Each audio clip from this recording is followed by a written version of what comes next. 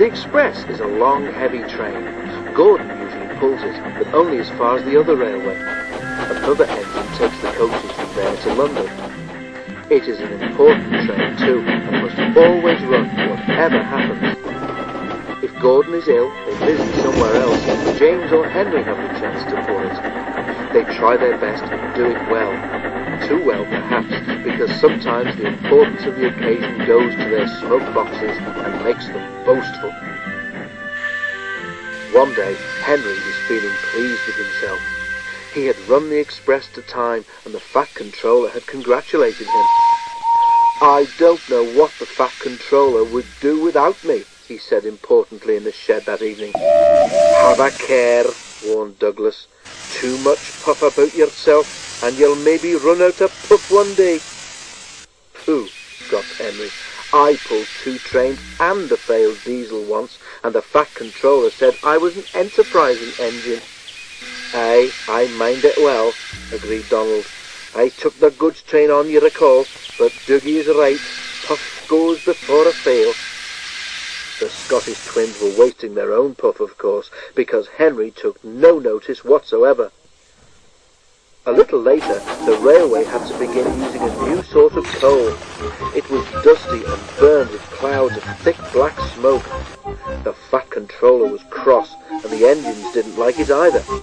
"Filthy rubbish," they grumbled. The new coal made more ash too. Before long, all the engines began to have pains in their smoke boxes.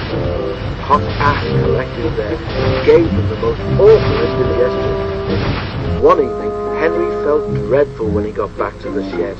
His fireman had to clean an enormous pile of ash from his smoke box before he felt better. But the next day, Henry could not make steam properly. He struggled to Edward Station, but could go no further. Douglas was there. "I can't breathe," Henry wheezed. "Who's a puff, are you?" asked Douglas. "Did I say we didn't warn you?" Henry couldn't answer. Douglas took his train for him.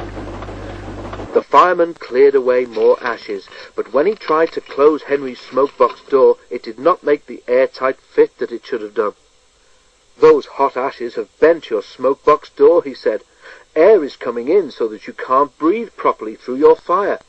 But I know how we could cure that." He filled a bucket with water.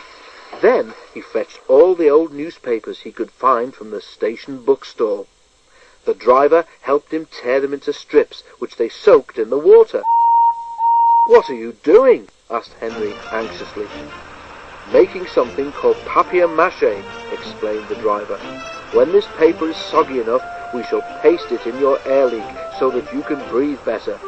It won't last forever, but it will get us home." "Oh," said Henry unhappily.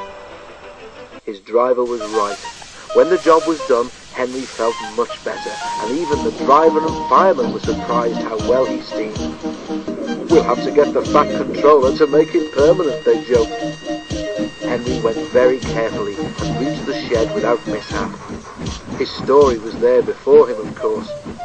Donald and Douglas didn't say anything, but now and then made sort of breathless, puffing noises. Henry thought they must have a very odd sense of humour.